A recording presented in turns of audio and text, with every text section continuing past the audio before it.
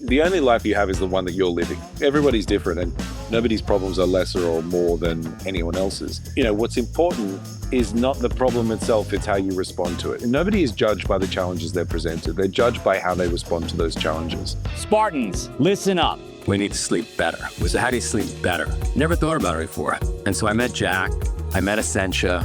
Pay attention to the mattress you sleep on because it's loaded with chemicals. Recovery, cooling, and pressure relief, all in one mattress. Up to 60% more deep and REM sleep. Less inflammation, faster bounce back. No toxins, no EMFs, no BS. My buddy Jack over at Essentia, he's kind enough to give us a code for the Spartan community. That's DECA, that's Tough Mudder, all of us. Use Spartan25, get a discount. Prioritize your sleep so you can sleep faster, you can do more burpees, you can train more, you can get healthier. When you sleep well, you live well.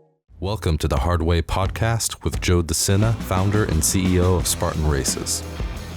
We're teaching you how to overcome your obstacles in your life the same way we teach our 10 million plus Spartans to overcome obstacles on the course, with insight from the smartest, most accomplished experts from every corner of the world. Get ready to elevate your life today. Joe DeSena here, CEO and founder of Spartan, host of the Hard Way podcast. Got a great one for you today. Got my buddy Tom Nash. Tom, quadruple amputee, author, speaker, all around superhuman because he never seems to get frazzled. He's always upbeat. I think we can learn a lot from Tom. Welcome aboard, sir. Good to see you. Thanks for having me on the show. I appreciate it. Let's go back. Where'd you grow up? Born in South Africa, lived there for a couple of years, and then I grew up in Dallas, Texas for about 6 years, and then I moved to Sydney, Australia, and I was there. Well, I'm still there, So it's Australian. My mother is Australian. My father is Bahraini with a British heritage. He was traveled a lot when he was a kid, and I seem to have traveled a lot due to his work. And so I'm kind of from all different corners of the globe. So you grow up all over the world. When did you caught a bug, for lack of a better word? Yeah, that would be a mild way of putting it. I caught something called Meningococcal septicemia, which it operates kind of like, for those who don't know, like a meningitis, but it's fatal. And it presents like a flu. So you very much think that you've just got a really bad flu. And so a lot of people don't catch it and it kills them. So you either recover completely because you catch it early, you die because you don't catch it at all, or in very rare cases like me, catch it somewhere in between where it leaves you having lost both legs and both arms and 18 months in hospital rehabilitating. How old were you when that happened? I was 19 years old. It was actually a week after my 19th birthday. So I was studying at college back in Australia, and I used to be a guitarist. I love playing music. I didn't really have that much of an identity, like 19-year-olds don't have much of an identity, but I really liked playing music, and I was studying psychology at university. I was working at a bar that was just close to my house. And I went to college one day, and I was sitting down having coffee with a friend, and I remember looking at my water glass, and there was like a little bit of condensation on the outside of the glass. And as I was watching it drip down the glass, I could feel sweat dripping down the side of my temple almost at the same rate that the condensation was slipping down the glass. And I'm like, it's July in Australia. It's winter. I shouldn't be sweating. My friend looked at me and he was like, you don't look so crash hot. Like, I think you should take yourself home.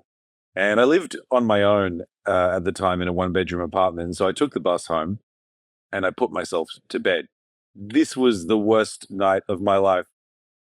I felt like I had a fever. I was vomiting, waking up in hot and cold sweats. I would never really be asleep. I would never really be awake. I would crawl to the bathroom, I should say, and put myself under hot water under the shower because I was freezing. And then I would pass out, wake up. There would be blood on the floor. I just had no idea what was going on. And so I woke up the next morning, sort of, and I texted my stepsister, he's about my age. And I said, I think you need to take me to a doctor. I think something's wrong. So she dropped everything and came to pick me up from my place. And then as soon as she saw my face after opening the door, her face completely dropped. She looked like she'd seen a ghost. And what had happened was a purple rash had impinged upon all my face and my hands and everything, which I hadn't seen because I hadn't looked at myself in the mirror. And my body had sort of swollen up to almost twice its size. And she said, "Oh, I'm not taking you to a doctor. I'm taking you to a hospital right now." And I think at the time I was like, "Oh, don't be dramatic. It's like, let's just go to a doctor." And she's like, "No, no, no, you're going to a hospital." So she took me up the road to the hospital. And as soon as I went in and I saw the nurse, she looked at me the same way. And I remember thinking, I really want people to stop looking at me like that. I don't know what I've done wrong, but I think she knew exactly what had happened. And I got rushed in an ambulance to another hospital, and then I was induced into a coma for 2.5 weeks. And when I was in this coma, I was on life support. And my parents had been called, and all family members and friends, and basically told that I had about a 2% chance of survival. I wasn't going to make it. And so it wasn't until I got out of that coma and the doctors managed to save my life using a drug called activated protein C. It was still a bit hairy, and I'd had a gangrene on my feet and my hands. There's a lot of pirate references. It's not just the hooks. There's gangrene as well. I woke up and I had a tube down my throat that had been breathing for me because I'd been on life support. And I hadn't had anything to drink for, 2.5 weeks. And I wasn't allowed to ingest any water either. It was a nightmare. And all I wanted was water at that point in time. And I remember thinking to myself, it's so easy to take things for granted that we have every day. And it can just be the simplest things like clean drinking water. I mean, we both live in countries where we have amazing clean drinking water and access to it all the time. And all you need is for it to be taken away for a short period of time to realize how precious that is. And the interesting thing now is that I never drink water the same way. Every time I have a drink of water, I appreciate it more than I did, even though that was 25 years ago. Well, no, it's funny you bring that up because I think a lot about where Spartan came from and what we're creating. Clearly, it's 2,500 years old, this mindset from Greece, right?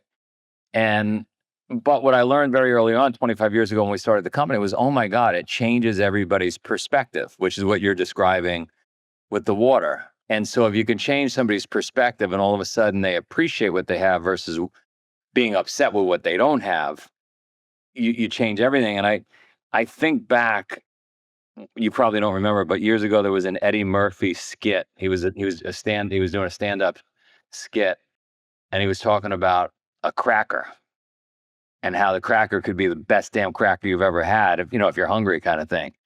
And that's really what you're talking about.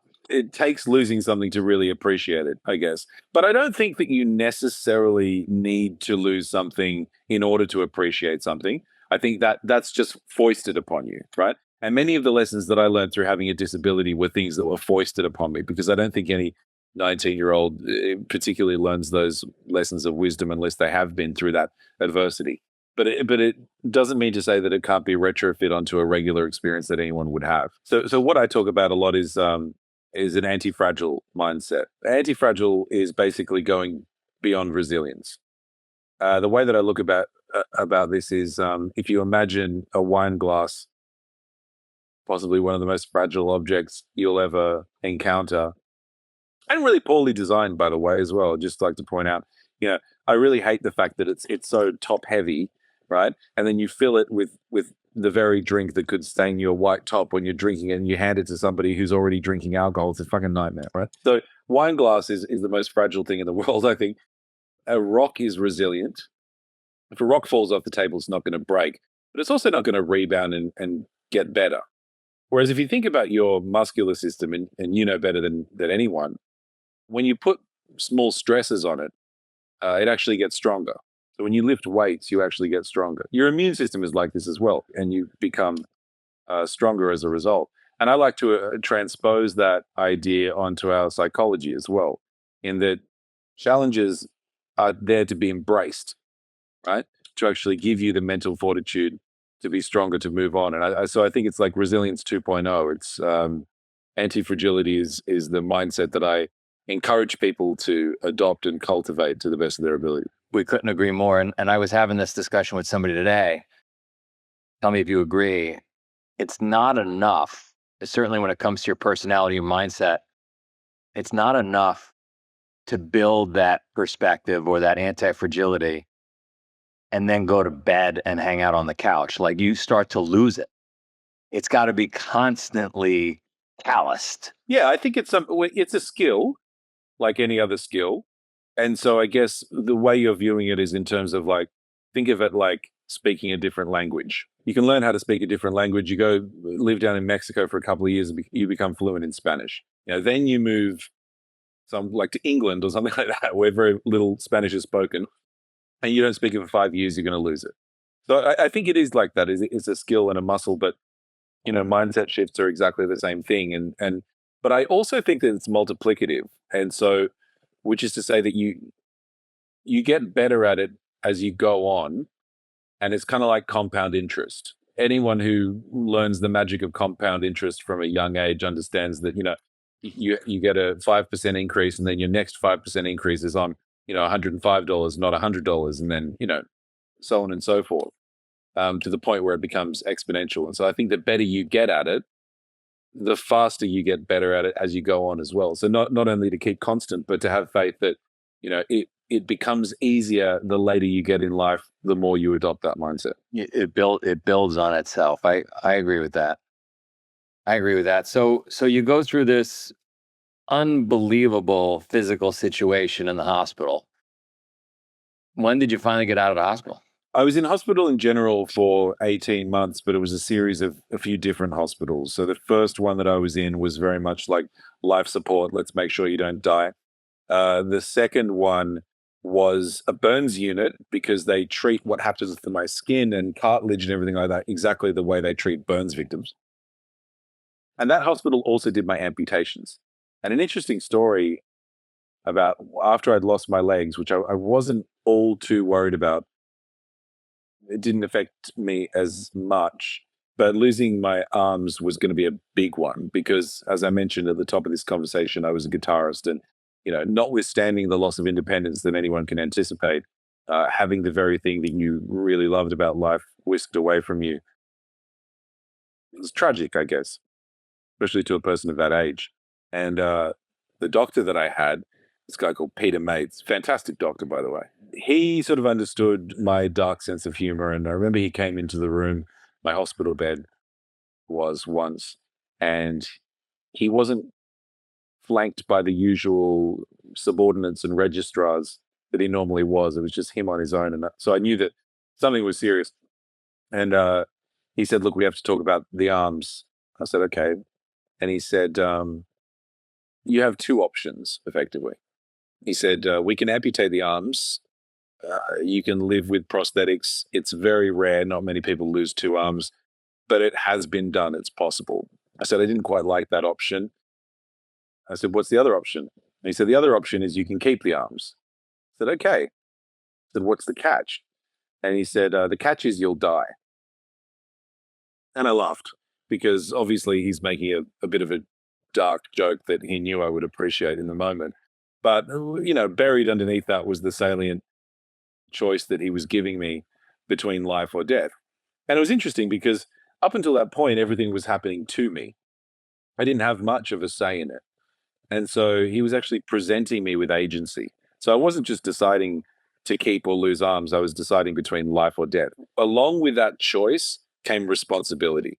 So I think that was really the turning point for me, when I was like, okay, I've made the decision to lose them and to live. And so, with great choice comes great responsibility. And I think that was the big turning point for me mentally, to stop saying, why me, and start saying, what next, It's powerful. I mean, I'm sure anybody listening, watching, anybody that's heard you, read your book, wonders when they hear the story, how would they react? How would they handle it? And part of me thinks, not to take anything away from your tremendous resilience, right? And the fact that you present yourself so well. But part of me thinks, like, this is going to sound crazy, so I apologize in advance, but like, it's almost easier in this, like, you had no choice. Well, I had the choice between life or death, but I didn't Not really have any other choice. Well, I mean, I don't know. Maybe it is for some people. I don't know. It's really hard for me to put myself in the shoes of another person. But the interesting thing about that is that one of the more common things people say to me is, I never could have gone through what you did and gotten through it and been so positive. And that really confuses me, because I think to myself, well, I probably would have thought the same thing. So I think you never really know what you're capable of until you're tested or you're put in that position. And I think that's a really important thing for people to keep in mind, is like they may think that, that they wouldn't react well in those situations, or they would completely crumble. You don't know what you're made of until you're really put in that position. So don't sell yourself short. So you come out depressed for a while? Yes. However, I think, and I've tried to interrogate this many times retrospectively, it's very hard to do 25 years on, but the depression that I felt, I think, was extremely tied to physical pain. I was in ridiculous amount of physical pain that I think I didn't know existed before I was in it, because I had wounds to 80% of my body, open wounds, and I had to have dressings changed on those every day. So, adhesives basically ripped off open wounds to 80% of my remaining body, cleaned with salt water and then reapplied, and just keep doing that every single day for about 6 months. And it was just, it was a hell that I didn't know existed. And of course, the depression very much tied in with that, I think, because you feel helpless, you're not sleeping, and you're just going through that every day. And you don't have any like vision for the future. You can't see what you would be one day. And there's very little blueprints for people in my situation. And even if you were to be provided with one, it wouldn't be an accurate simulacrum enough to motivate you into a positive state, I think. I can't even imagine. Like I'm listening to the story, listening to the pain you went through those 6 months, but then I'm thinking about like, some doctors and medics in Vietnam during the war, right? Like, it's not useful to try to imagine someone else's pain and transpose your own feelings onto it, because the only life you have is the one that you're living. Your problems are your problems. The things that you face are not to be diminished just because somebody else has had a seemingly objectively worse experience. Everybody's different, and nobody's problems are lesser or more than anyone else's. I think, what's important is not the problem itself, it's how you respond to it. And nobody is judged by the challenges they're presented. They're judged by how they respond to those challenges. And if you start thinking to yourself, oh, my problems are nothing because look at this guy in a wheelchair or something like that, or, oh, sure, okay, you could say, well, compare yourself to fucking Bezos then at that point. Should that make you feel, like you're unworthy? Comparing yourself to others is a foolish exercise. I think the only person you should be comparing yourself is the person you were a week ago or a month ago or a year ago, the person you were when you were younger. Are you stronger today? Are you braver? Are you smarter? Do you work through life better? That's the only useful comparison to be making. what's next? I'm currently producing a series called Last Meal, which is a bit of a passion project of mine. And it ties into my story a little bit because, well, the idea of the show is I get guests on and I ask them, if the world were ending tomorrow and you could have one last meal, what would it be? And I actually go and cook them that meal and I present it to them. And then we sit down and have a conversation, not unlike the one we're having right now, that centers around life philosophy and the idea of regrets or wisdom they've accrued over the course of their life. The idea of it was effectively born of the fact that, I was lucky enough to, sounds like a silly sentence, I was lucky enough to come really close to death at a young age. And I realized how much that changed my perspective. And I think most people don't have that opportunity. And so they go through life not thinking about their mortality, not thinking about reflecting on their life or when things will end, or whether they're satisfied with how they've behaved up to this point. And giving someone their last meal and saying, there's an asteroid coming, have your last meal, reflect on how your life has been, who you'd want to share that meal with, what kind of conversations you'd want to have, putting them in their mental headspace of being close to death and reflecting on all of those important and salient things, that conversations that we're not having in society for some reason. That is what I've been doing lately. That is my latest passion project. And so just giving that its best shot and meeting fantastic people and having great conversations and learning myself along the way of things that, wisdom that I haven't accrued myself, but borrowing from others or stealing, if it were. I love it. And you're doing that out of Minneapolis or Australia or anywhere? Everywhere. Yeah. Europe, United States, Australia, just meeting people, having conversations. We just wrapped up with Neil deGrasse Tyson in New York Recently, we've done Brian Greene, Richard Dawkins is up there. So we've gone through a few writers, philosophers. There's some fantastic episodes already on YouTube, and we plan to just keep doing it. It's a fantastic exercise. Well, I know we covered a lot of topics. Let's leave people with, a couple of things they could do in their everyday life that will help change their perspective. I like to tell people that sometimes I use these three characters as kind of like mindset tools every day for like everyday anti-fragility. And the three characters are the artist, the author, and the alchemist. And they all play different roles when you're trying to reframe or redefine problems or adapt to new situations.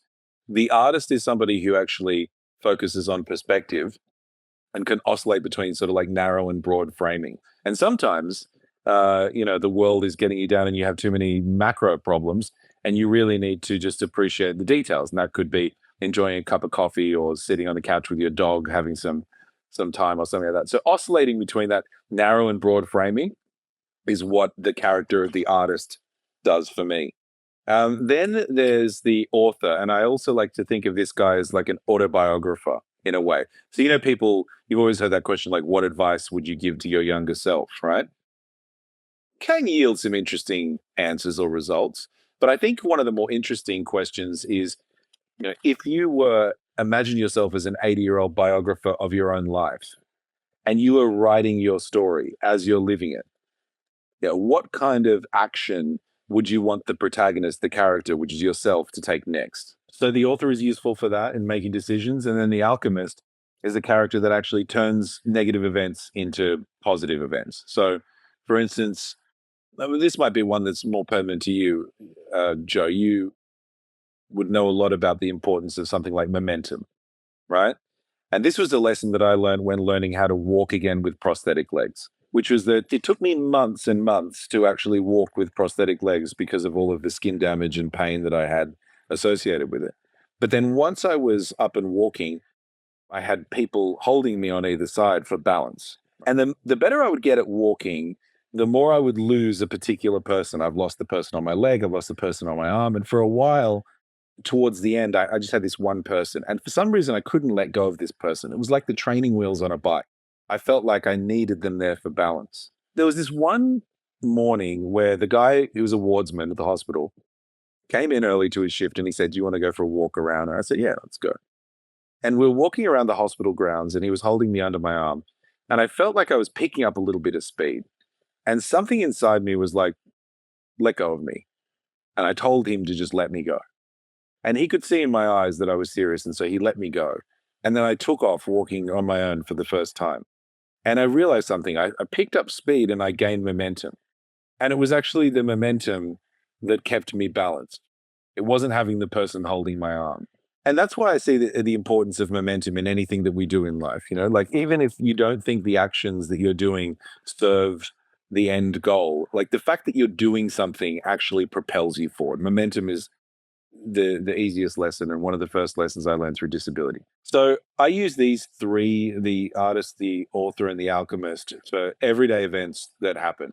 And it could be something as simple as another alchemist technique that I like to use from day to day, which could be useful for people. Those days when you're having just a complete, everything goes wrong. How do people find you? Well, if I'm in your city, I'm usually found at any bar that serves good gin martinis. But if you want to find what city I'm in, you'll probably follow me on Instagram. It's at DJ Hookie, DJHOOKIE. Well, look, thanks for coming aboard. We're going to stay in touch. Maybe we get out to one of the events. Would be amazing. Yeah, that'd be fantastic.